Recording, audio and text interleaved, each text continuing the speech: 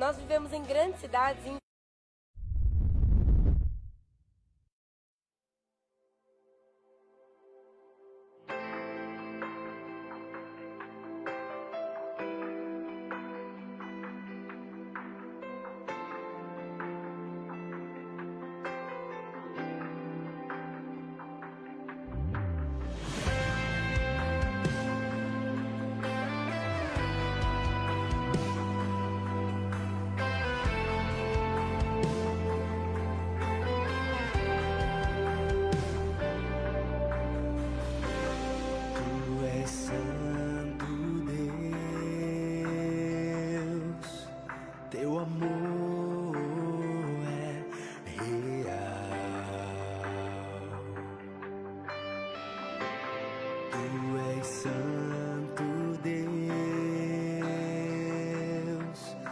poder sobrenatural, e eu me rendo a ti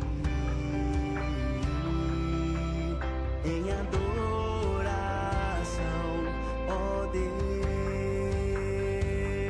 Deus, e me prostro a ti.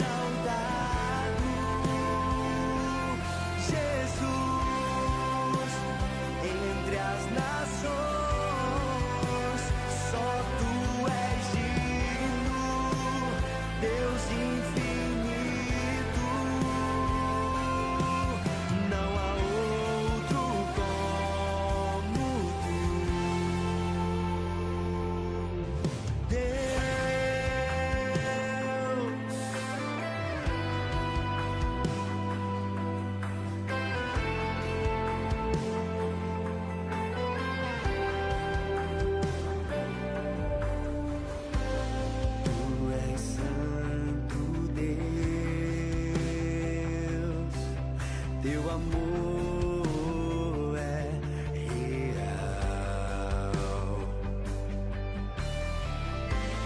Tu és santo Deus, teu poder sobrenatural.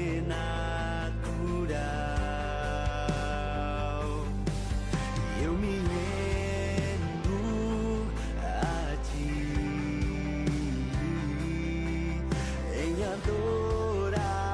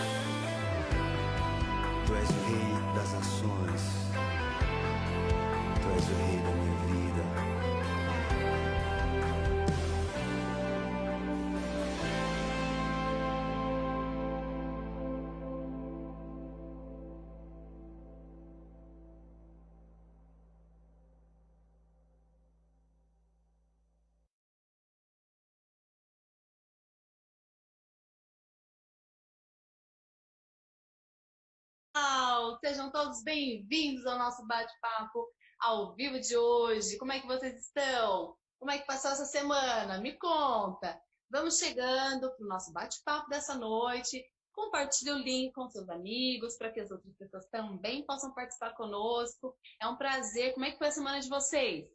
Tá todo mundo bem? Olha só.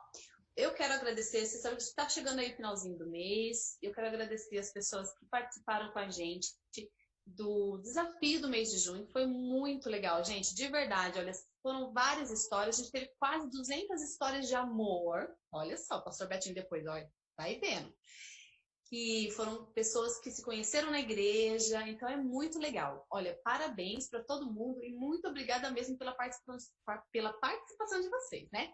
Esse mês de julho, o Beto, né? Pastor Beto.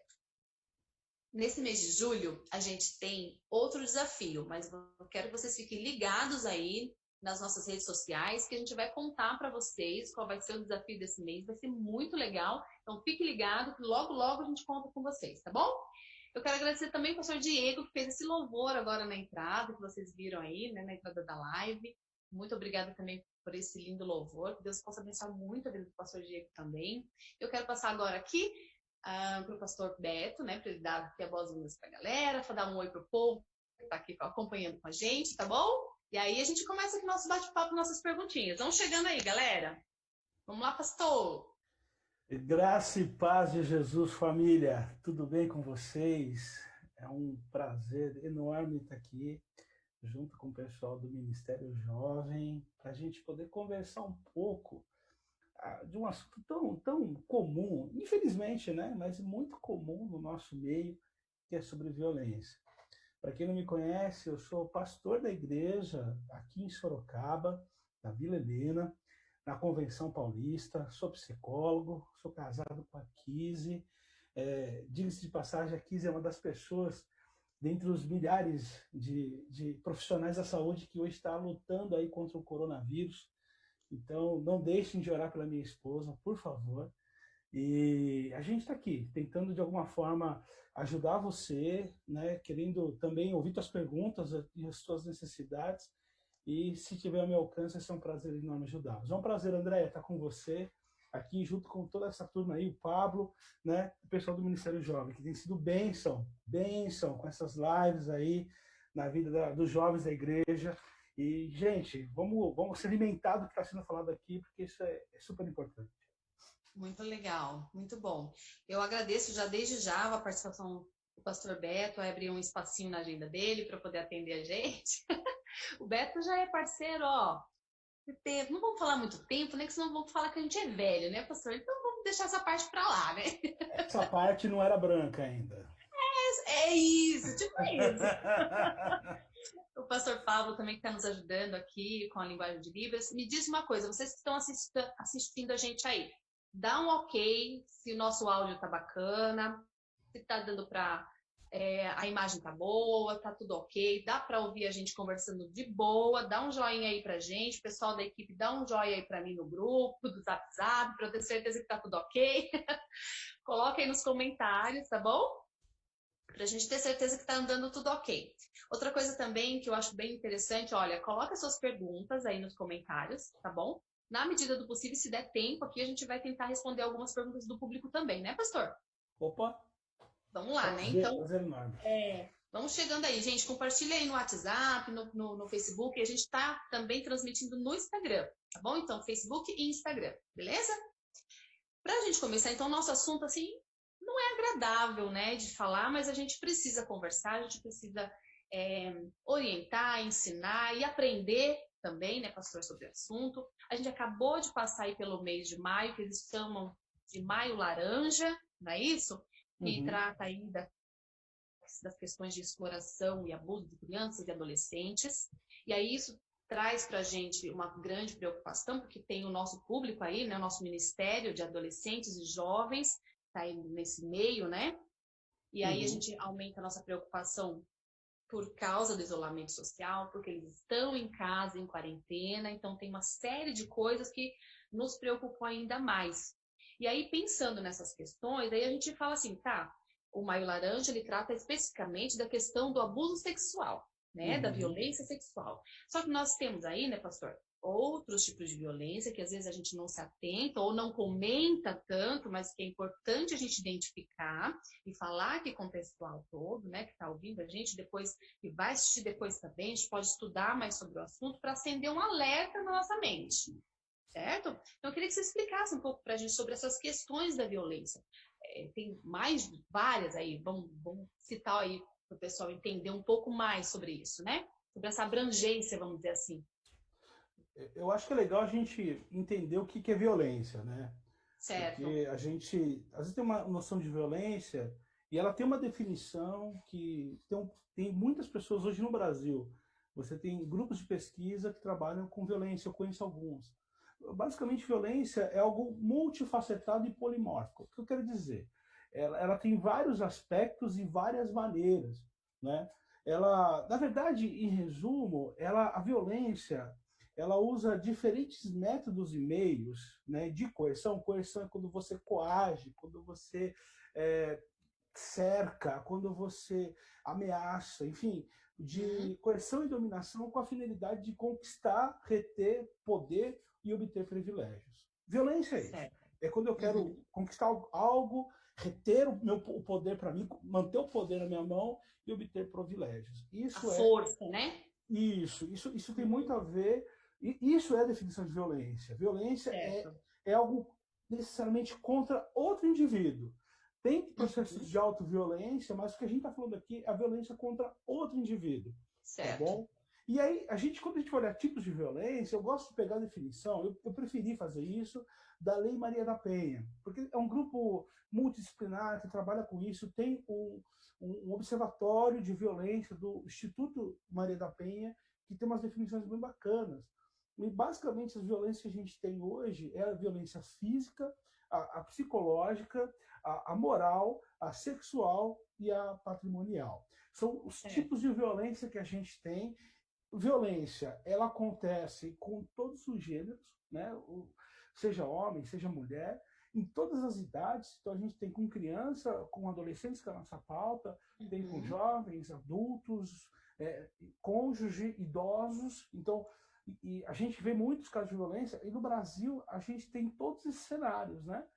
Bom, um dado para vocês aí, que eu estava vendo no Observatório da Violência, durante a pandemia, acredita-se que nesse período, comparado com o do ano passado, e os nossos números de violência são altos, tá? São muito altos no Brasil. Sim. A gente teve um aumento de 11% na violência decorrente só no período de quarentena. Então, quer dizer, é a violência que ocorre dentro de casa.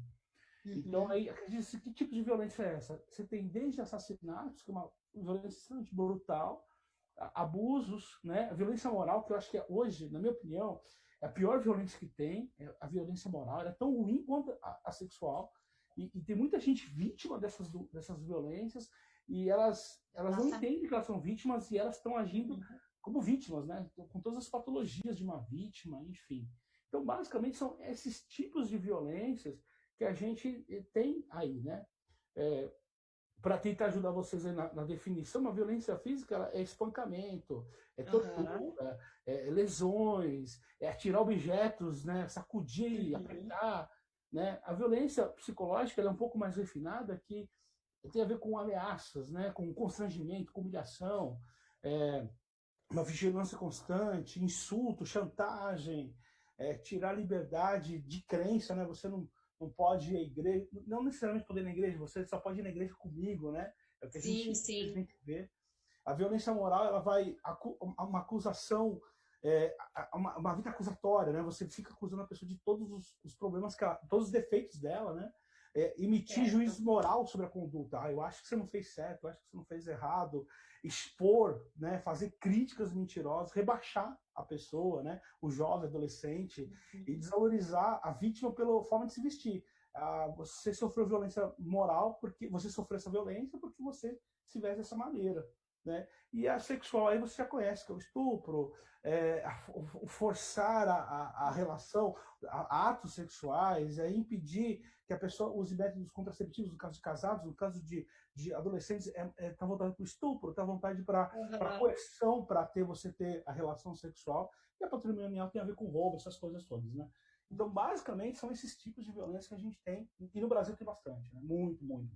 Nossa, mas aí você falando assim, até causa, assim, não é que a gente não sabe dessas coisas, a gente sabe que tem, mas é que daí você começa a ficar imaginando, né, as cenas, os cenários, assim, porque a gente vê isso nas séries, em filmes, e às vezes próximo da gente, mas não tão próximo, ou as coisas ficam mascaradas, né, pastor? Que às vezes as pessoas não contam, né, elas não expõem porque tem vergonha, porque é humilhação, e aí Gente, eu fico preocupadíssima, preocupadíssima, porque às vezes as palavras, né, que a gente diz, aí eu até fico pensando na minha filha, que é adolescente, né, para eu tentar ter esse cuidado, sabe, para não desmerecer alguma coisa, ou, né, desvalorizar as coisas que ela faz, ou as coisas que ela gosta, porque a gente é diferente uma da outra, então, enfim, aí pensa você aí, família, né, você que está assistindo, né, seja jovem ou seja pai, mãe, enfim,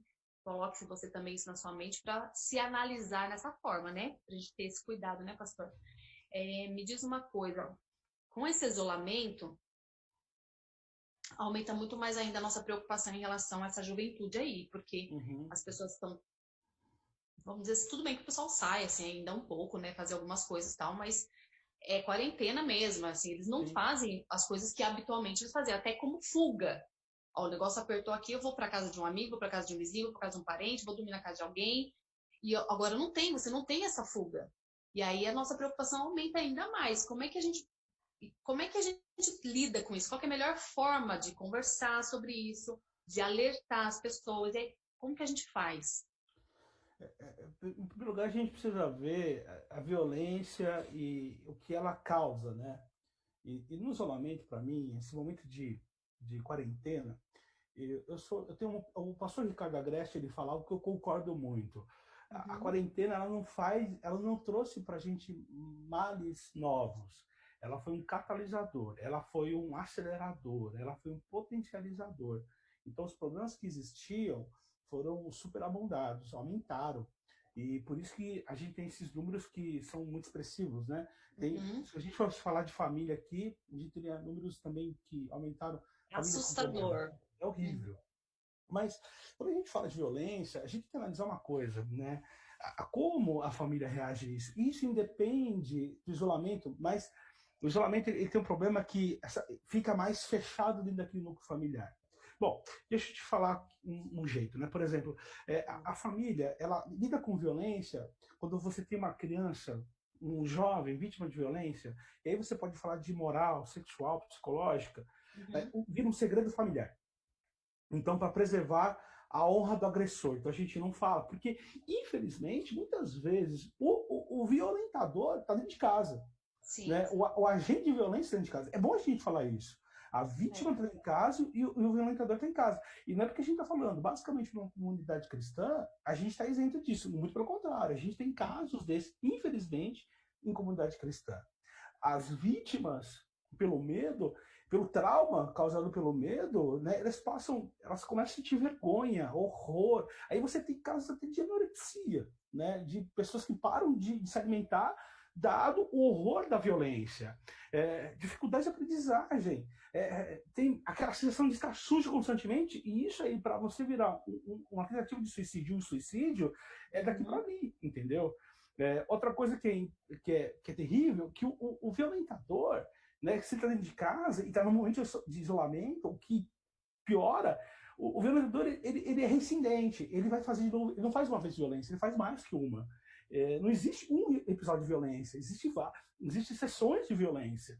Então a gente tem, no caso de quarentena, a pessoa não tem para onde fugir, a violência está lá, constantemente, e consequentemente, essa criança, esse jovem que está ali sofrendo essa violência, e acontecendo tudo isso que eu acabei de falar, ainda vive a impunidade do abusador, porque a família sabe, vamos dizer assim, o cônjuge sabe, e é perdoado pela família, porque a família não pode ter alguém na família que é violentador, entendeu? E o fato é que isso tudo, num período de quarentena, é altamente potencializado na vida da vítima de violência. Certo. Então, entende? Então, esse é o drama que a gente vive hoje. E sair disso não é tão simples quanto parece, né? Não é nada simples, na verdade. A pessoa, para sair disso, ela precisa, além da ajuda de Deus, muita gente ajudando ela. Eu vou falar daqui a pouco um pouco mais sobre isso. Eu acho que na nossa conversa que a gente vai acabar falando sobre isso um pouco mais. Mas é importante entender que a vítima de violência e muitas vezes o agente de violência estão morando na mesma casa durante a quarentena. E isso é horrível falar isso, mas eu tenho que ser verdadeiro, né? E independente se é uma comunidade cristã, você pode pegar qualquer religião. Existe e infelizmente, provavelmente pessoas que sofrendo violência estão vendo a gente. E que são agentes de violência também estão vendo a gente. Isso não resta dúvida. Entendeu?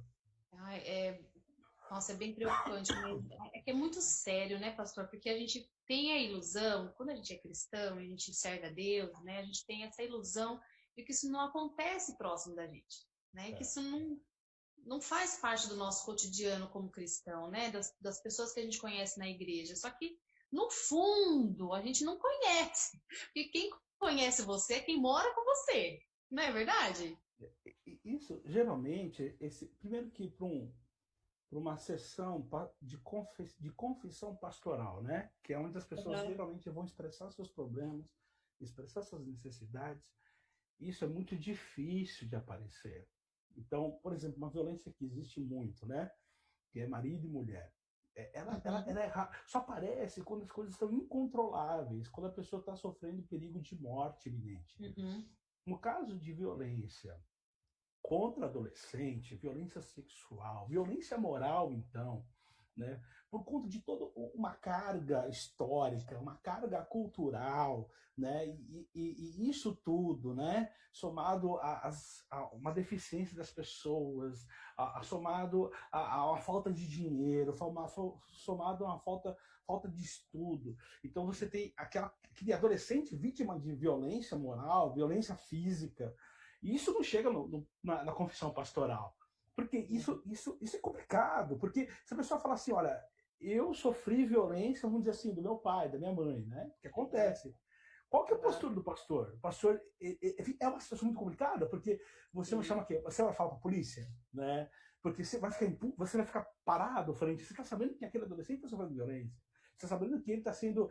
E a violência é algo tão terrível que ele além desses traumas que eu acabei de falar aqui para vocês, a pessoa ela pode se tornar um novo violentador. Isso que é terrível. Isso, exatamente. É uma coisa que a gente chama de contra-controle na psicologia, né?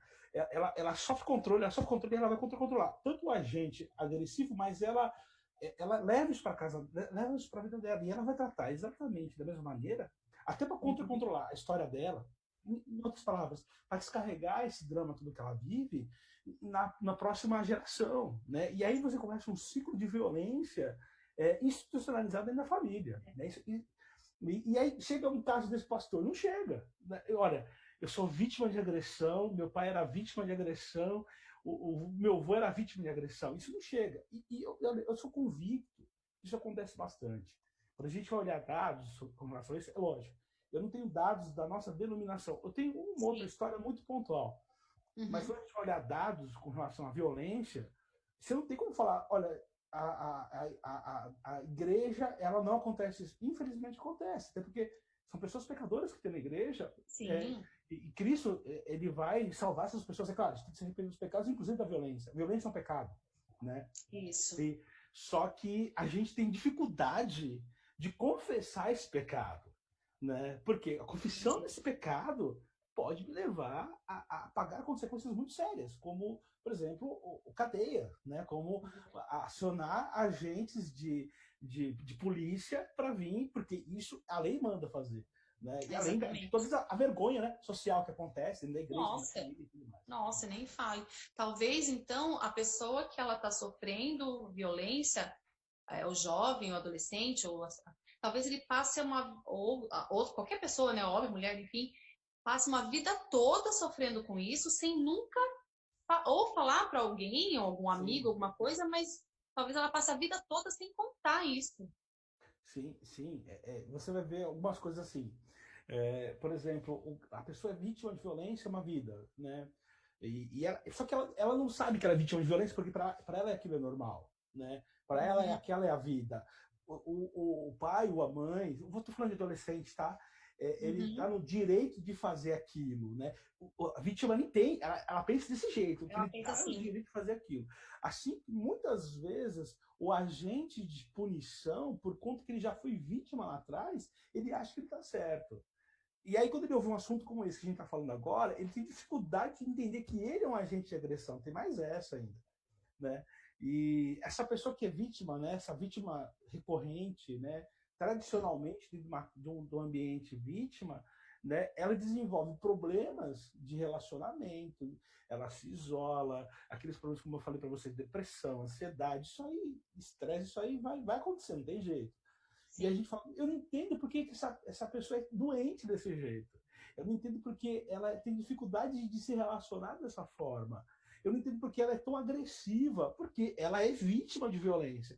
E não necessariamente ela está acorrentada no pé de uma mesa. Ela está sofrendo violência moral. Como eu já falei, violência Exatamente. moral é ridicularização. Ah, você é gordo mesmo, você é gordo. Por isso que a gente Uhum. hoje tem essa preocupação do bullying, né? Ah, você não serve para nada. Ah, você não vai dar em nada. Eu me arrependo de ter tido você como filho. Então, essas frases que são extremamente duras, né, são violentas, né? Porque você vai mexer em algo na pessoa que ela é indesejada, que ela é avessa. E é claro, todos esses problemas que eu falei, eles vão ser decorrentes de uma história, né? De ela olhar para si mesma e ela fala assim, puxa, se eu sou tudo isso, o que eu estou fazendo aqui, né? E Entendi. aí não há nada que eu faça que mude essa minha vida, né? E aí depressão, ansiedade, então ela fica sobre alerta, qualquer coisa pode acontecer com ela um dia, né? É. Uma fala dessa. Então, e ela vive para controlar. A anorexia é muito interessante porque quando tem mães infelizmente fazem isso. Ah, você tá gorda, você engordou, né? Uhum. Geralmente a menina. E se tem meninas anorexas que se entram em anorexia, em bulimia, né? Para evitar essa fala da mãe que machuca muito, né? É terrível, porque ela reprisa essa frase dentro dela e ela toma essa qualidade pejorativa, esse defeito que a mãe aponta, como algo intrínseco dela, e aí ela vai sofrer barbaridade para isso. Nossa, eu vou falar isso aqui a noite toda, eu vou me controlar. É que é muito. Exatamente, a gente fica impressionado e realmente é muito assunto mesmo. Talvez a gente nem tenha tempo para falar tudo que a gente tem para falar, né, pastor? Isso aqui é um assunto Mas grande. porque eu fico no lugar do jovem, a gente se pega também nessas situações, né? Porque lembrando da infância, lembrando da nossa adolescência e tal, e eu fico pensando assim, a gente. A pessoa que mais deveria te proteger, que mais te. Na verdade, que mais deveria te amar, ou te ame, mas ela tem esse problema. Então, assim, na verdade, como é pecado, o evangelho cura pecado, né? A única maneira de curar isso, né, de passar, de mudar essa situação seria através do evangelho. É simples, é o mecanismo do evangelho, é confessar os seus pecados e ele vos perdoará, né?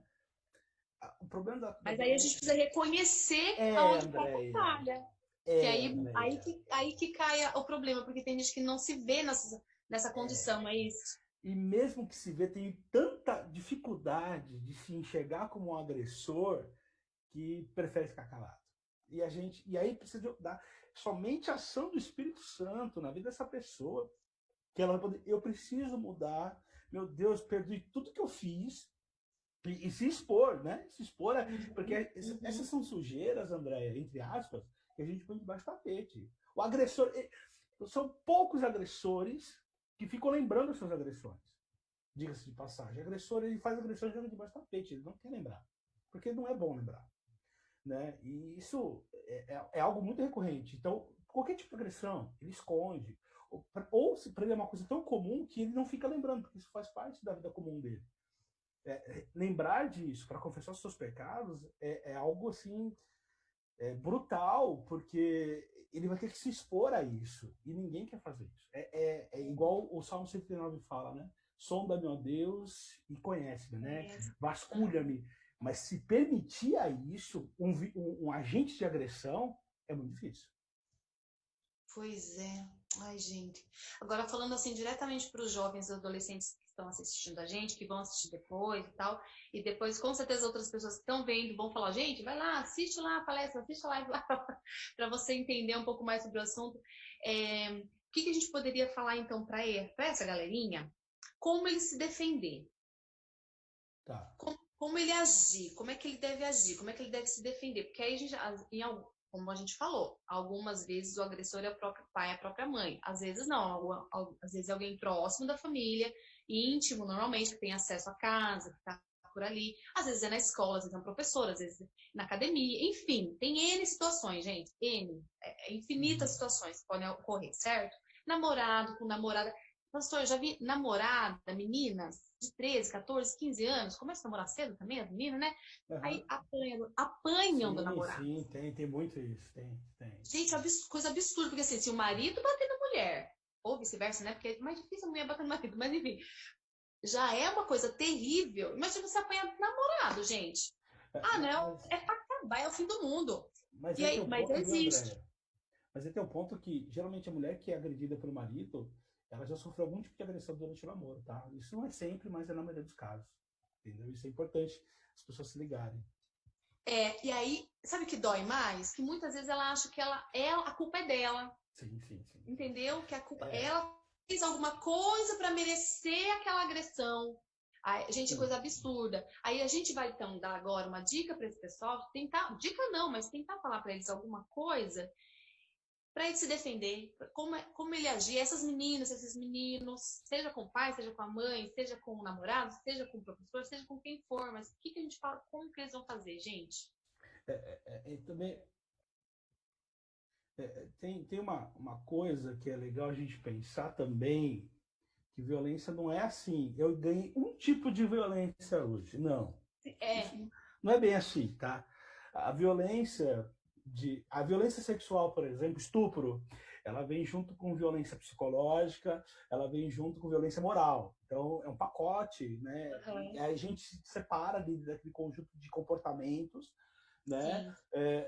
Os tipos de violência, que basicamente essa divisão ela é uma divisão didática para a gente entender o processo, mas a violência ela é um conjunto de comportamentos que abrange todos esses aspectos. Então, no caso do namorado que coage a namorada, né, para não poder ir em algum lugar, que ela tem que ligar para ele em tal hora, se ele ligar... Já é violência, né? Já é violência. E é uma violência moral, é uma violência psicológica. Ele falou assim, olha, eu não confio em você, sabe? São acusações e humilhações. Então, são tipos de violência, 2 tipos de violência, 3 até, que estão dentro de uma ação de comportamento. Então, isso é complicado. Bom, a pergunta sua foi o que a gente faz, né? Eu acho que, em primeiro lugar, a gente tem que olhar para nós mesmos, vítimas, porque as vítimas elas têm muita dificuldade de se enxergar, às vezes, como vítimas de violência. A não ser quando é uma violência muito gritante. Estupro, por exemplo. Mesmo assim, tem gente que fala assim, não, eu mereci, tá? Tem. Por mais patológico que seja isso. Né? Será que eu não provoquei a situação? Tem. Infelizmente. Infelizmente tem. Mas é importante a pessoa se enxergar como vítima de violência. E veja, uma coisa é eu ser vítima de violência, outra coisa é usar isso para chantagear alguém, tá? São coisas diferentes. A gente tem que tomar muito cuidado com isso, tá? A vítima de violência, ela não fala que ela é vítima de violência rindo. Isso não acontece. É difícil dela expressar isso. Ela nem sabe definir direito que ela é vítima de violência. Ela só vai expressar o que ela sente e o que ela passou. E aí a gente identifica um profissional qualificado, identifica que ela foi vítima de violência. Tem casos, por exemplo, casos de violência moral, são casos assim, que a pessoa fala, eu passei por isso, passei por aquilo, a pessoa me falou isso, a pessoa me falou aquilo, e eu passei mal, eu comecei a ter ações ruins, eu quase infartei, né? Aí o profissional fala, peraí, você passou por violência moral, isso é violência moral, isso é uma reação a essa violência moral. Então, mas o que é violência moral? A pessoa nem sabe o que é, porque ela está inserida nesse contexto. Então, em primeiro lugar, ela precisa se informar a respeito de violência. Ela precisa saber o que é violência. Ela precisa abrir os olhos para o que ela está vivendo. E se você está sofrendo humilhação, se você está sofrendo assédio moral, assédio sexual, se alguém está passando a mão onde não deve em você, isso é violência. Isso é muita violência. Né? E não aceite isso. Segunda coisa, você tem que ter uma rede de apoio. E eu falo rede de apoio e rede de salvação. Rede de apoio são aquelas pessoas que se preocupam com você, mas veja, são pessoas que tem que ser estratégicas. Dentro de casa, porque o que acontece muitas vezes, né? No Brasil acontece muito isso. O pai ele violenta a filha, a mãe sabe. A mãe não acusa diante da polícia, mas a mãe acolhe, filha, não fica assim, vai passar. Isso não é uma rede de apoio eficaz. É porque ambas são vítimas de violência. A menina é vítima de violência sexual e a mãe é vítima de violência física e moral. Se você falar, você vai ter também, entendeu? Então, essa é uma questão muito complicada. Uma rede de apoio é fora desse núcleo de violência, né? Muitas vezes, infelizmente, o núcleo familiar. E aí você tem, na igreja, você tem o seu professor, se você confia nele, a sua líder de jovens, o seu líder de jovens, você tem a esposa do pastor, que é uma pessoa sempre legal para conversar algumas coisas. É uma rede de apoio. Mas você precisa também ter uma rede de salvação. E a rede de salvação, muitas vezes, é o pastor da igreja. Ele vai te salvar. No sentido de que, não, peraí, vamos ver aqui. Porque se você é um pastor, dificilmente você vai ficar parado. Você vai falar com a pessoa, você vai com mais gente. E tem casos, por exemplo, de pessoas acolherem jovens dentro de casa para que ela não seja mais vítima de violência sexual, moral, enfim. E não aceitar violência, não ficar calado. Né? Esse negócio, se você falar, eu que vou falar para os outros que você foi culpado. Não cai nessa história. Né? Você não é culpado da violência que você sofre. Isso acontece. Isso é uma outra violência da violência. Né? Você sofreu violência e fala assim, olha, se você falar, eu vou falar que você que é o culpado. Você vai ser humilhado. E não cai nessa história, não. Né? Isso não existe. Né? Então, a vítima de violência, ela tem que ter consciência que ela sofreu isso e ela não pode aceitar esse controle violento em cima dela. Né? Depois da violência, ela se coagida com a própria violência para não denunciar o agressor. Não é simples, não é fácil. É claro, né? Em último caso, 190, né? Ele resolve muito a vida das pessoas, né? E através de conselho tutelar, caso de menor de idade, né? Porque conselho tutelar tem profissionais especializados para isso, né? Precisa fazer, e não dá para deixar o agressor impune. Isso não pode. Isso não pode. Porque isso aí, a violência começa com a mãe, se estende para filha 1, filha 2, filha 3, filho 1, e aí vai, isso aí virar um grande problema. E para consertar isso é terrível. E, infelizmente, como digo, acontece dentro de famílias cristãs. E você pode escolher a religião, na verdade. Sim, e você fala, por fora, é uma família bem maquiadinha, bonitinha e tal, né? Tudo certinho de princípios, mas dentro do núcleo é esse caos que a gente está falando aqui. Exatamente, pastor. Porque eu falo assim, todas as religiões têm pessoas boas, tem pessoas ruins, né? Como em todas as profissões. Tem o bom profissional e tem o péssimo profissional. Então, aí não é questão da religião em si, né? E o nosso papel, já que a gente falou disso, qual que é o nosso papel como igreja, como ministério, porque a gente acaba sendo um pouco pastor também, né? Pastoreando também as vidas, né? Então, como ministério, ou professor na escola bíblica, professor de adolescente, professor dos jovens. Eu acho que, de certa forma, às vezes a gente acende uma alerta que às vezes a gente não quer mexer ali, né? A gente não quer cutucar, porque quanto mais você cutuca, você vai descobrindo coisa, e aí, você vai fazer o que com essa informação? Então, assim, o nosso papel como igreja, como professores, pastores e ministros, enfim, o que a gente faz para ajudar essa sociedade? Porque, na verdade, se a gente ajuda essa galerinha aí, eles vão ser pessoas melhores, né, com o tempo se curam dessas feridas, vão ser pessoas melhores e eles também vão ajudar lá na frente. Então, vamos dizer que a gente vai construir uma sociedade melhor, se a gente pudesse, né? Se a gente tivesse esse poder de fazer isso, né, pastor? A gente tem, de certa forma, né? Mas a igreja tem que fazer isso. A igreja é nossa obrigação, né? a relevância da igreja é justamente essa, mudar a sociedade ela está inserida, ser sal e luz, né? E ser sal e luz não é só falar Jesus veio ao mundo para salvar, mas denunciar as coisas erradas da humanidade também, né? Isso é o nosso papel e tentar de alguma forma reverter isso, né? Até Bom, porque Jesus também fez isso, né? Ele no papel dele, ele falou assim, olha, vocês estão vendo assim, eles estão falando uma coisa, mas eles não praticam o que eles fazem, então vocês não vão na onda deles, não. Então, assim, ele reconheceu ali no meio que estava acontecendo também muita coisa errada e alertou as pessoas. Então, e a gente também tem esse papel, então. A gente também precisa não só pregar o evangelho, mas identificar na nossa comunidade como igreja esses problemas também de violência. a igreja ela tem que ter consciência que ela muda o ambiente onde ela está inserida. Tem um exemplo que o pastor Eleilton escreveu num dos livros do PIG, isso há um bom tempo atrás, Aham. ainda do Vivo Reino, né? Que ele fala assim, ele usa exemplo que assim, no primeiro século em Éfeso, você tinha um lixão perto da cidade e por conta do controle de natalidade, algumas crianças eram colocadas lá, né? Filhos Uhum. de filhos bastardos, enfim, uma série de coisas.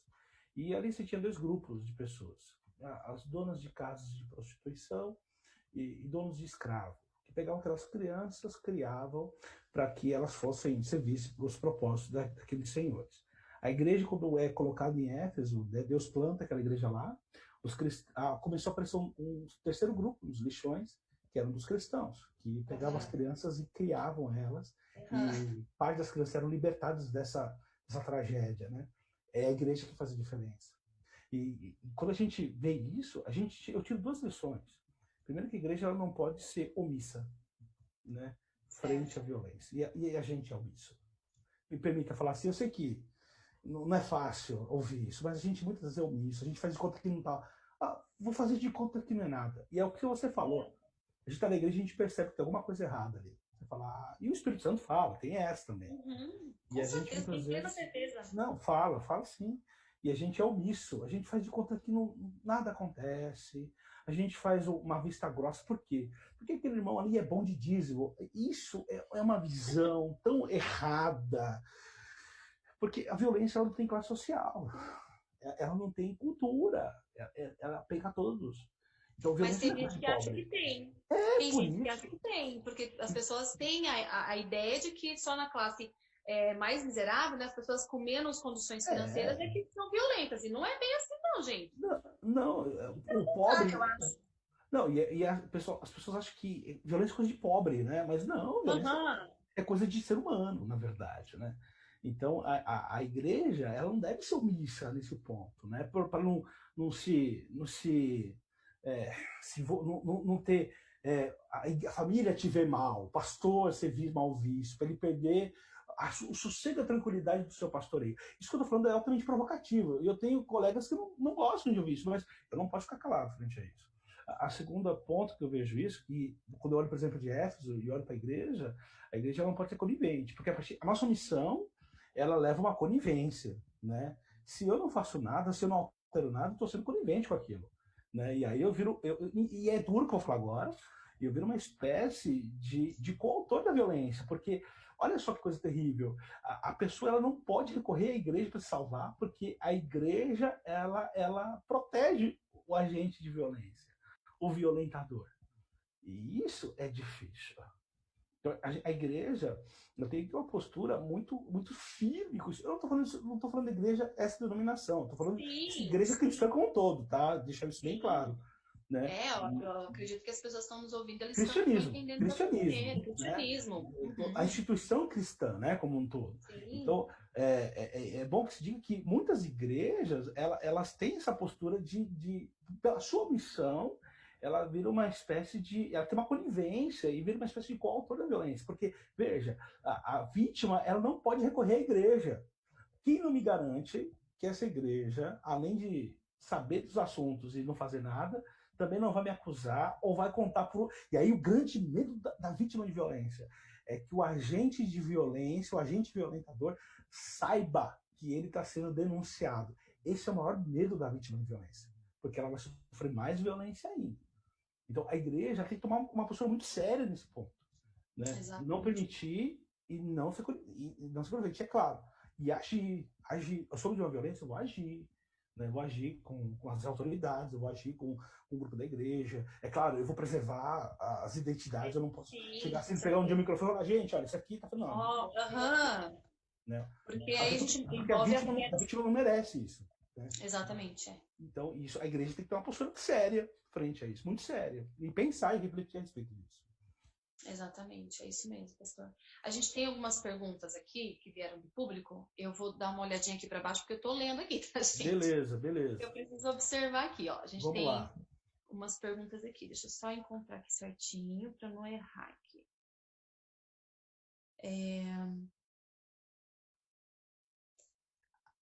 Pera lá, calma aí, só um minutinho, tá, gente? Beleza. Tem uma aqui. A juventude nos dias de hoje tem uma mente voltada para mudanças que houve, né? Aí ele está afirmando isso, né? A juventude nos dias de hoje tem uma mente voltada para as mudanças que houve. Ok, aí ele pergunta, no sentido geral, como a igreja enfrentará essas circunstâncias para doutrinar os adolescentes na mudança para se tornar um jovem adulto? Deu para entender? Mas Mais ou menos. É porque a gente está falando de violência, né? Enfim, É que fugiu um pouquinho do tema aqui, né? mas vamos tentar aqui de alguma forma. É que eu tenho medo. Eu acho que ele quer dizer, assim, que o adolescente, ele ainda... Gente, o adolescente, a criança e o adolescente, ele está ainda em formação, né? Sim, claro. Formação de caráter, formação de tudo, né? Da mentalidade e tudo mais. E aí, quando ele vai passar para a vida adulta, né? Como é que é? Eu entendo que foi mais ou menos isso que ele quis dizer. Como que ele doutrinar para que ele seja um bom adulto, alguma coisa assim. Eu acho que é mais ou menos por aí. Aí que tá, a gente...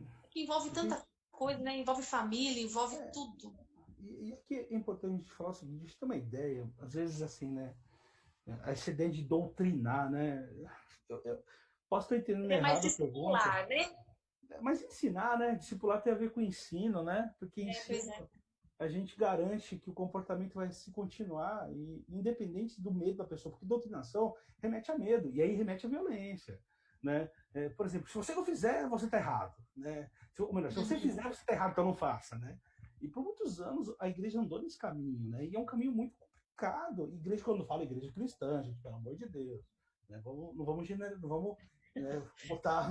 Né? Generalizando mesmo. Então, a igreja, ela anda assim, se você fizer tal coisa é pecado, então não faça.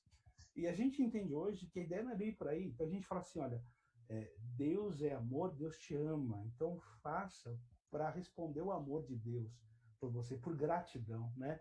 E aí o comportamento ele é mantido de uma maneira melhor, mais eficaz. Isso tem a ver com reforçamento positivo e reforçamento negativo, mas isso é um outro assunto, eu vou começar a dar psicologia aqui. Mas o que acontece é o seguinte, a gente tem que ensinar, né, o jovem, adolescente, os princípios básicos de todo o cristianismo. Mas eu ensino não só falando, eu ensino através das minhas ações. E se eu sou bom de gogó, eu consigo falar, eu consigo explicar, mas eu sou um agente de violência na minha casa, pode crer, não precisa de nada. Muito pelo contrário, você está criando uma aversão no pré-adolescente em relação ao cristianismo que não tem precedente. Porque existe um negócio que a gente chama de emparelhamento. Então, toda vez que ele vê o agente de violência falando bem a respeito do evangelho, explicando corretamente as coisas, enfim, e de repente ele também é um agente de violência, peraí, quem pensa assim, age assim. Então, ele coloca no mesmo pacote, e aí eu quero distância disso, porque isso faz mal para mim. Né? A pregação do evangelho... a pregação do evangelho vem com as suas atitudes. São Francisco de Assis falava o seguinte, né? Pregue o evangelho o tempo todo e, se possível, pregue com palavras, né? Ele está querendo dizer o seguinte, né? Você expressa o evangelho através das ações, né? Então, isso é importante, né? O versículo fala, né? Ensina o menino no caminho que deve andar. Ensina o menino no caminho que deve andar. Né? E se você olhar no original, ensina mesmo. E quando for velho, não se desviará dele. Você ensina de diversas maneiras. A princípio, pelos seus próprios comportamentos como modelo para aquele menino. Com certeza, pastor. Eu não sei se eu respondi. Muito mais. Eu acredito que sim, mas eu acho que a gente ensina muito mais com as nossas ações do que com as palavras. Porque de vez em quando a gente dá umas pisadas na bola feio, viu? Quando a gente tá, quando a gente tá educador. Vou te falar, não é fácil não ser pai e mãe. Eu Sim, tenho sim, claro. dois, eu tenho um de 25 e uma de 15, e vou te contar, não é fácil não. Tem uma pergunta aqui, é meio genérica essa, tá? Como alguém que está em situação de abuso deve procurar ajuda? Ah, tá. Isso é legal. Isso é bem Uhum. bacana. Essa é boa, né? Essa é boa. Porque não é fácil procurar ajuda, né? Para quem que eu vou falar, né? Como que eu vou procurar ajuda nessa história? Você tem duas maneiras. Como eu já falei, você tem que ter uma rede de apoio. Eu sei que uma rede de apoio é difícil você ter, porque nem todo mundo parece ser confiável, né? Às vezes na igreja, a gente entra nesse problema que a gente falou aqui, que muitas vezes a igreja ela tem dificuldades de lidar com esse assunto e a pessoa se sente insegura, né, de falar isso com um pastor. Mas procurar ajuda ela é essencial, uma ajuda externa do núcleo de violência. Se a violência é dentro de casa, a violência, a busca de ajuda deve ser fora de casa, entendeu? E esse é um caminho, né? Um tio, uma tia, um primo, alguém que você possa confiar, que te inspire confiança. Na igreja, o teu professor, o teu líder, sabe? Pessoas que você fala, eu posso, e de fato confiar nessas pessoas. Esse é um caminho. O segundo caminho é procurar o agente público, né? Esse é um caminho dolorido, né? Mas existe. E no caso de menores de idade, é duro falar isso, mas você tem o conceito tutelar, que tem todo o aparato, né? Psicólogo, assistente social, enfim, que pode te acolher, não só te amparar, né, do ponto de vista de amparo emocional, mas também até tirar da casa, se for o caso. Isso é muito agressivo, porque envolve polícia, enfim, né, e isso envolve uma exposição muito grande, né, mas é um caminho, não deixa de ser. Eu gosto muito da rede de apoio de salvação, e essas pessoas te ajudarem a sair disso e confiar nessas pessoas, né, falar assim, me ajuda, mas essa é a pessoa que me agride não pode saber, né? E essa pessoa pedir sabedoria de Deus para tentar ajudar e dar certo. E na maioria dos casos que a gente tem no Brasil de denúncia de violência é por rede de apoio de salvação, tá? Diga-se de passagem. A gente tem uma pergunta aqui, mas eu acho que ela é um pouquinho parecida com essa. E a pessoa está perguntando assim, ela mesma está perguntando, tá? Quem ela deveria procurar, a quem ela deve procurar, para ela poder se livrar dos abusos que ela está sofrendo dentro de casa. E de forma que ela não coloque a família dela em risco. Então é isso que a gente estava acabando de falar aqui, né? Que ela não quer expor a família dela, mas ela não quer continuar nessa situação, então ela precisa de ajuda. Nesse momento, quem ela deveria procurar, pastor? Se você é cristão, procure seu pastor. Eu acho que, olha, não é porque eu sou pastor, mas ele é o melhor cara que você pode ter ajuda, né? Pelo menos é essa visão que eu tenho das minhas ovelhas, né? De paternal, né? Eu tenho que cuidar delas de maneira paternal. Pelo menos eu tento pensar assim. Então, a melhor pessoa para você procurar ajuda é o teu pastor. Não resta a menor dúvida. Ele não está acessível nesse momento. Então, fale com o teu líder de jovens ou com o teu professor de escola bíblica. Ele pode ajudar. Eu não vou à igreja. Então, procure um parente, uma tia. Geralmente, a gente tem um tio que a gente é muito ligado, um primo, né? Alguém de muita confiança, né? Exato. Ou um irmão que já mora fora de casa, já casou, enfim, já saiu. Procure essa ajuda, né? É o caminho, né? Se não tiver nada, aí tem que ser o agente público, não tem jeito. Mas você não pode mais ficar sofrendo violência, porque isso vai te levar para um buraco. Né? Você pode ir um dia pular da ponte. Né? Exatamente. É um caminho eu vejo assim, um caminho só de destruição. Um caminho de muita tristeza. Todo mundo é destruído nessa história. Não só todo vítima, mundo. mas o cara que é agente de violência é destruído. Também. Ele tá destruído por dentro. Para ele fazer isso, ele tá destruído por dentro. Eu não tô justificando. Ele tá errado. Violência para mim nunca é justificável. Nunca é justificável. Mas ele tá destruído por dentro. Ele tem que se chegar como agente de violência. E aí entra o poder de Deus e fala assim, Senhor, eu me arrependo dos meus pecados, eu me arrependo dessa vida de violentador que eu tenho. e eu quero que o Senhor me ajude e me perdoe. E eu sou convicto que Deus, ele restaura a vida dessas pessoas, põe pessoas na sua vida para restaurar. E é claro, procurar ajuda profissional, psicólogo, psiquiatria e tal, que ajuda, tem técnicas para isso, e tem pessoas que são boas e violentas para ajudar esse tipo de coisa. Porque a pessoa vai precisar de apoio psicológico, talvez até hospitalar, dependendo do caso, né? É uma rede de apoio que ela precisa. É uma Não rede só mesmo. mas um psicólogo, um psiquiatra, um assistente social, porque o assistente social é essencial, ele vai ver, ele consegue olhar para dentro do núcleo familiar e mapear os personagens. Isso, né? Então, é muito legal o que eles fazem, muito bacana, e é essencial num contexto desse. Mas a vítima ela tem que procurar ajuda, senão isso não acaba. Esperar que alguém olhe isso acontece, mas é muito difícil. Então tem que procurar ajuda. Tem que procurar. Porque eu acredito que algumas pessoas até saibam, ou ela escuta alguma coisa, ou ela vê alguma situação, mas às vezes ela não quer, simplesmente ela não quer se envolver. Certo? O vizinho não quer se envolver, ou o amigo, ou o parente não quer se envolver. Ele acha que não deve se envolver, que isso é problema daquela casa, certo?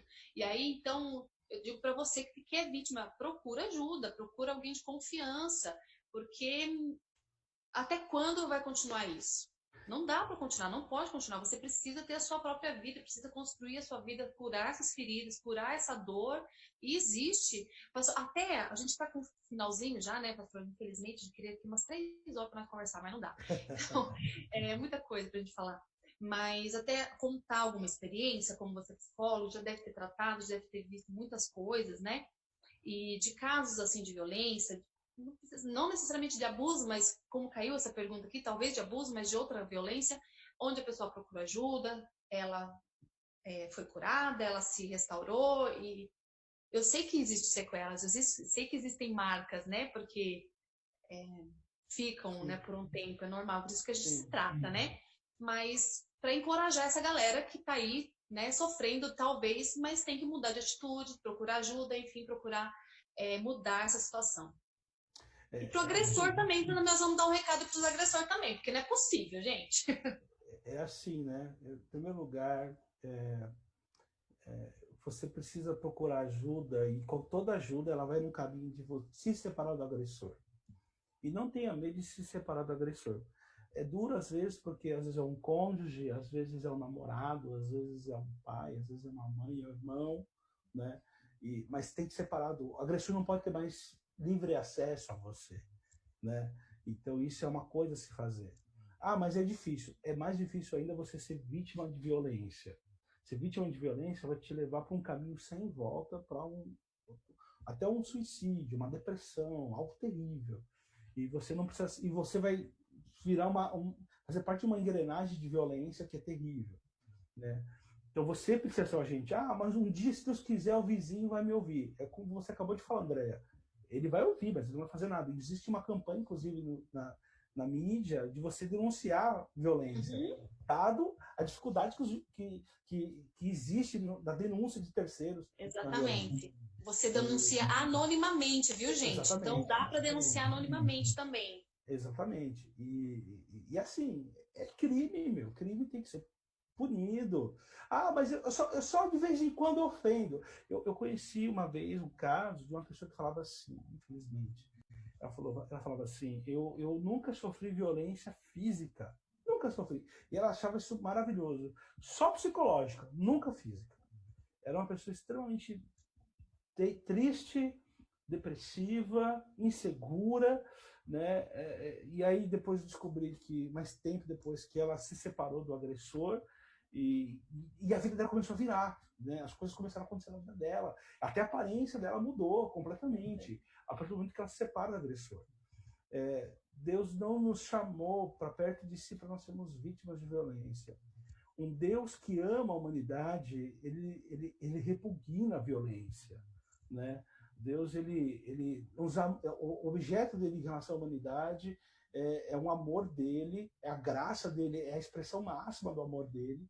E o que ele fala pra gente, ele não é violento, ele fala assim, olha, a morte o pecado tem consequência e a morte, mas se vocês olharem para mim e me aceitarem como Deus de vocês, e a Cristo como seu Salvador, vocês vão ter vida. É o que Deus, isso tudo é o amor dele pra gente. E é claro que Deus, ele pune os violentos. Biblicamente, a gente não tem nenhum exemplo de pessoas violentas que passaram impune diante de Deus. Então, você que está violentando alguém, meu irmão, você, mais cedo ou mais tarde, né, as consequências virão. Seja através de denúncia, seja através do próprio Deus, ou a própria circunstância da vida, de acabar a vida sozinho, né? Você foi um agente de violência, e o que quer ficar próximo de violência? E tem que denunciar, e não pode ser... Se você não denuncia, meu querido, você que é vítima, você está sendo conivente com a violência que você está sofrendo. E isso nunca vai parar, vai sempre piorar, e pior, vai passar para outras pessoas que hoje só assistem, que só escutam, vai passar para elas também. Tá bom? Então, denuncie. Fale com as pessoas, abra a boca, fale, sem medo mesmo. Se manifeste, né? Isso. E para essas meninas e meninos, às vezes, que estão num relacionamento também de violência, né? Porque às vezes não chega a ser físico, mas é como a gente falou lá no comecinho, né? A questão de... você não pode fazer isso, você não pode fazer... Eu fico pensando assim, nem o pai, às vezes, e a mãe fala isso pro filho, né? Quanto mais uma pessoa que te namora, é absurdo. Sim. Eu diria para essas meninas, eu diria para esses meninos, sai fora. Sim. Sai fora. Porque Deus é amor. Grande amor, grande. Ele é amor. Então, é impossível você ficar junto de uma pessoa que te maltrata. Sim, seja em palavras, seja em atitude, seja com ciúme, seja com traição, seja da maneira que for, né, pastor? Sim. E assim, se o relacionamento de namoro tá desse jeito, imagina quando casar, né? Não vai melhorar. Vou te dizer, não vai melhorar. Não, quando casar melhora. Isso é ilusão. Isso nunca aconteceu e não vai acontecer. Então, se no namoro, se sujeitando a passar por esse tipo de violência moral, psicológica, física, sexual, veja, tem muita coisa errada, e esse relacionamento não é para você, né? Ele não vai te fazer bem. No relacionamento, ele está fugindo do propósito dele de você fazer uma outra pessoa feliz e dessa pessoa te fazer feliz, né? E juntos caminharem rumo à felicidade comum. Não, alguém está abusando de você para te tirar algo, para te dominar, para te coagir. E minha dica é curta e simples. Sai fora desse relacionamento, isso aí vai piorar. É hora de sair fora dele. É isso mesmo. E voltando lá na questão, só para a gente encerrar aqui, né? Porque tem muita coisa, né, pastor? A gente poderia fazer aí uma série de lives sobre esse assunto. Dá. E a gente que ia render, né? Tem gente que está assistindo a live, ou que vai assistir depois, que está sofrendo questão de abuso ou de algum tipo de violência em casa, se não é dentro de casa, mas de alguma geral aí, certo? Sim. Então, para essa pessoa, a gente falar para ela, por favor, procure ajuda. Se você é da igreja, procure o pastor da igreja. Ou alguém de muita confiança, se você não tiver acesso fácil a ele, né? Vamos dar essa dica para essas pessoas. E uma coisa que eu acho importante a gente colocar aqui, Beto, para quem recebe essa informação, vamos supor, eu sou a vítima, tá, Beto? Eu acabei de contar para você. E aí, Servo qual de é a Deus, boa sua noite. atitude? Eu esqueci de falar com você. Eu sou a vítima, você é a pessoa de confiança que eu procurei. Vamos dizer que está acontecendo essa situação aqui, certo? Pode ser que alguém aí está ouvindo a gente esteja nessa situação. Então, eu sou a vítima, sofrendo abuso ou qualquer tipo de violência, o pastor e procurei você para me ajudar. Ele ficou sabendo que quem doou aquele notebook para a igreja foi você. Ele queria saber como que faz para conseguir um segundo notebook para a igreja. Aí eu falei que eu ia falar com você para ver se a gente conseguia, se você podia explicar como que funciona. Servo de Deus, boa noite. Eu esqueci de falar com você. O pastor Zenilson, ele ficou sabendo que quem doou aquele notebook para a igreja foi você. Ele queria saber como que faz para conseguir um segundo notebook para a igreja. Aí eu falei que eu ia falar com você para ver se a gente conseguia, se você podia explicar como que funciona. Pra gente tentar um segundo notebook para a igreja, se possível, tá bom? Mas nem foi tanto assim. Só isso. Sabe? Não banalizar. Veja, não é porque você considera pouco, aquilo foi menos sofrível. Sim. Não, isso não existe. Então, não banalize. Né? Segundo lugar, o que ela entende como violência, às vezes você fala assim, nem é violência. Não cabe a você fazer esse julgamento de mérito. Escuta, retém, e aí você vai devolver para ela o seguinte, olha, eu vou agora, daqui para frente, olhar para você e vou buscar ajuda para você. Tá? Não tente fazer justiça com as suas próprias mãos, até porque você não é o Batman, né? E nem o Batman agiria melhor tão bem nessa situação. Porque a gente pode ter a gente tem essa, às vezes fica na hora, né, do calor da emoção, né? Existe uma série, existe os heróis dentro da igreja. E o herói da igreja é Jesus, não é você, querido. Então, desencane o seu Batman. Né? Então, não adianta querer fazer justiça com as suas próprias mãos. Né? Então, não banaliza, não julgue a pessoa, né? Fala assim, mas você também mereceu, sabe? Não entra nunca faça isso, jamais, né? E escute a pessoa, que eu acho que isso é o que falta em conselheiros. As pessoas não têm paciência de escutar hoje em dia. Elas interrompem, elas falam, elas querem botar... E muitas vezes, meu querido, você não vai falar nada, você só vai escutar, você fala, me dá um tempo, deixa eu pensar o que a gente pode fazer. Isso não é pecado falar. Tá? Porque é melhor do que falar besteira ou agir de maneira errada. Né? Então, em uma situação de violência, a resposta é essa. Cara, eu vou conversar com você amanhã, semana que vem, deixa eu pensar. E você procurar ajuda especializada. Aí eu procuro alguém que entende sobre violência, eu vou pesquisar, eu falo com, sabe, entrar em pessoas que conhecem a respeito de violência para poder te ajudar. Porque no calor do momento você pode falar bobagem, e aí a pessoa toma uma atitude precipitada, e aí as coisas piorarem de vez com ela, entendeu? E não agir no calor da emoção. Então, por exemplo, é muito comum às vezes acontecer, a pessoa fala que ela é vítima de violência, é alguém da igreja, e as duas são da igreja, né? O violentador e a vítima, né? E a partir desse momento que eu escutei da vítima um relato, eu já comecei a tratar o violentador com desprezo, com preconceito. Peraí, não é assim, você não pode fazer isso, porque você vai estar expondo a vítima. Aí o violentador, ele é persecutório, ele não é um cara de boa, ele fala, você falou alguma coisa, né? Esse cara está fazendo alguma coisa. O que você andou conversando com ele? E aí isso vira um problema, um drama tão grande. Então, tenha sabedoria, escute, o pastor se escute, procure ajuda de pessoas que entendem sobre esse assunto, que podem, de fato, ser efetivos a lidar com esse assunto. Não faça justiça com as próprias mãos, porque esse não é o nosso papel, tá? E não banaliza o sofrimento da pessoa. Né? Isso é essencial, né? E a confidencialidade não tem nem o que falar, né? Tem que ser obrigatório.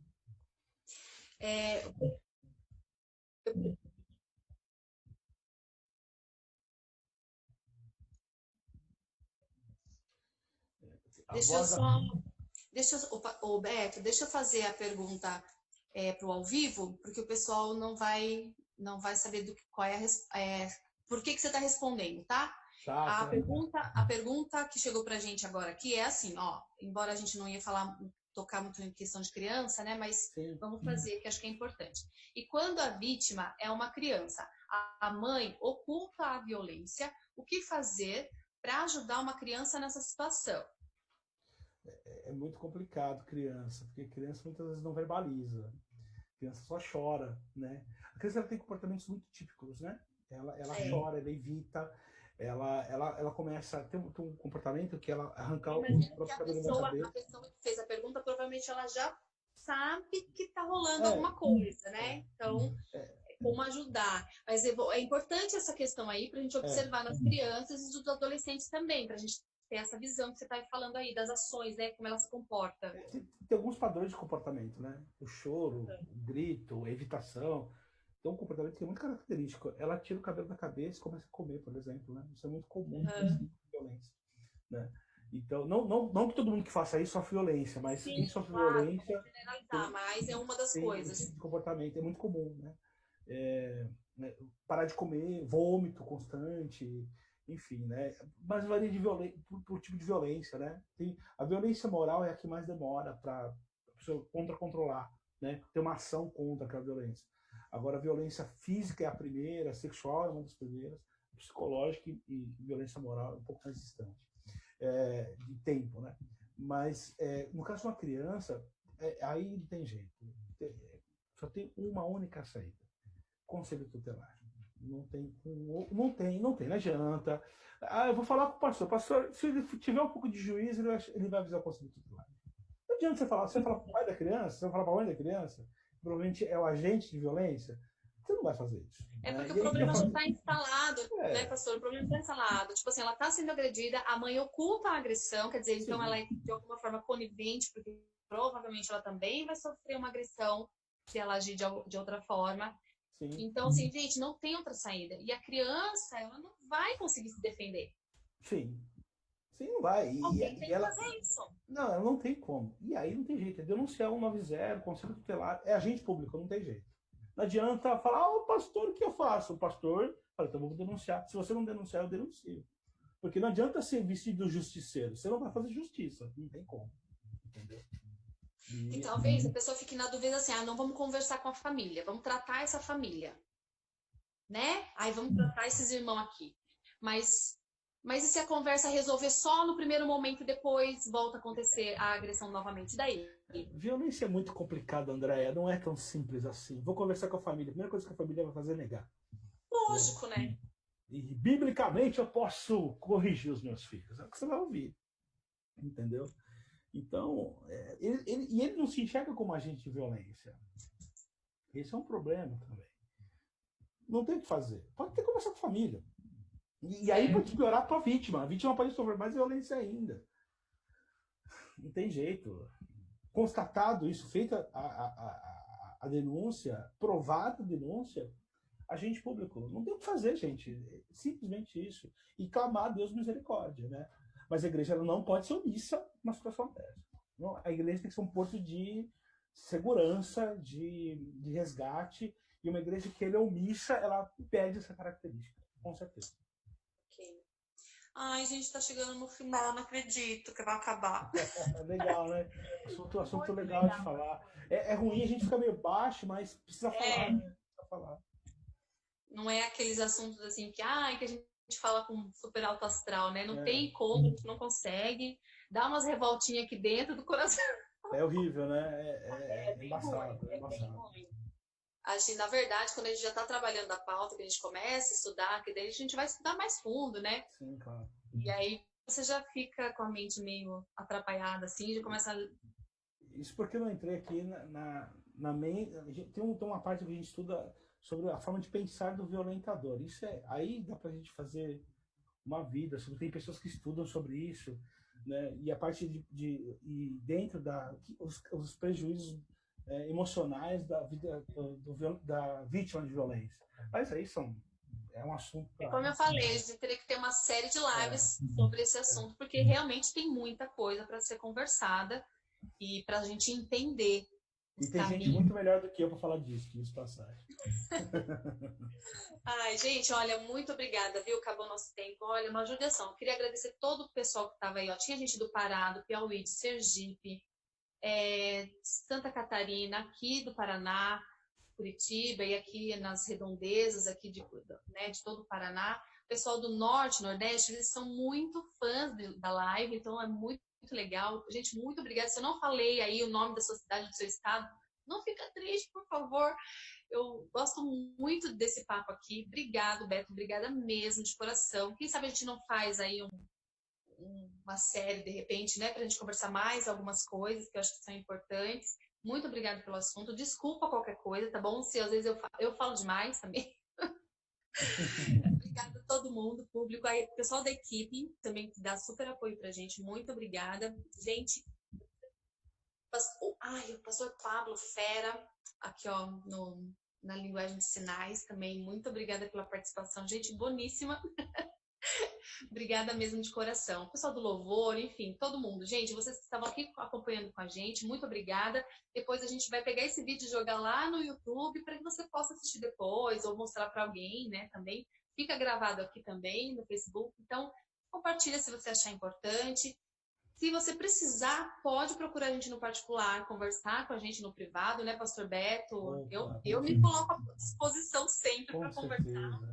E o pastor também é muito querido, assim, um parceirão nosso. Então, Deus abençoe cada um de vocês, tá bom? Não fique calado, não sofra sozinho, tá? E a gente está aqui para ajudar, para apoiar. E Deus ama muito cada um de vocês, ama muito cada um de nós, né, pastor? Então, Deus é só amor, gente, só amor.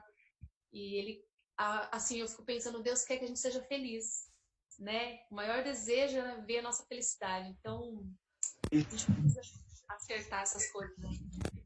Ok? Um prazer grande estar com você, Andréia, estar com o pessoal aqui do Ministério Jovem, o Pablo, né? Pessoa querida, todos vocês são muito queridos. Espero ter podido ajudar as pessoas.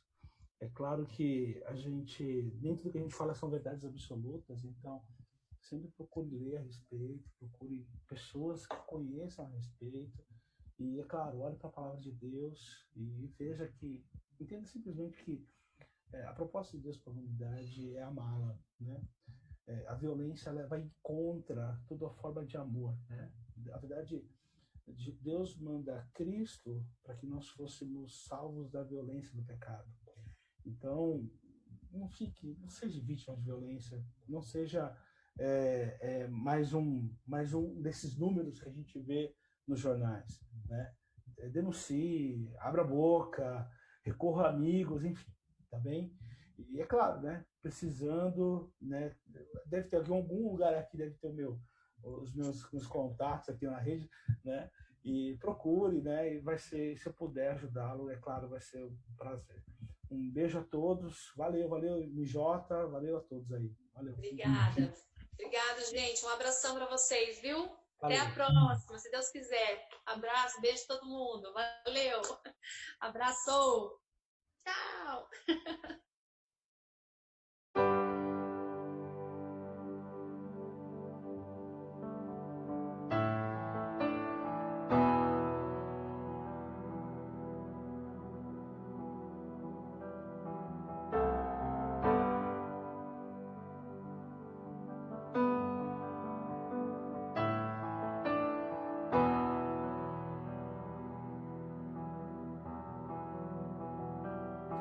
Perto está,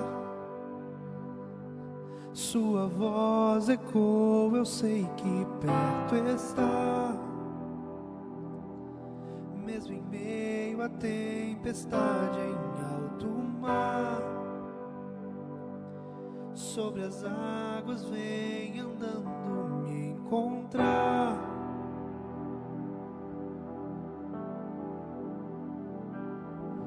Enquanto o vento sopra e as águas se agitam, meus pés dançam tua canção. O seu amor perfeito afogou meus medos e agora eu posso olhar só pra você.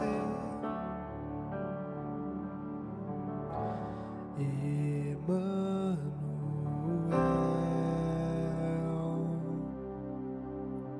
nunca me deixou.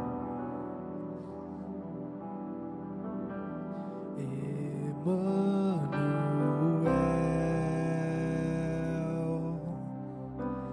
Deus comigo está.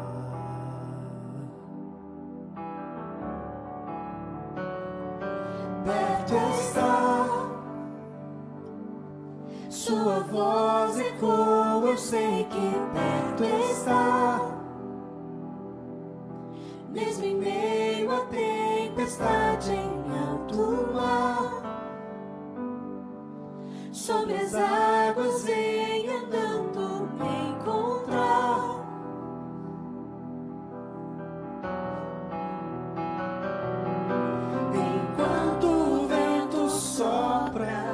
E as águas se agitam, meus pés dançam tua canção.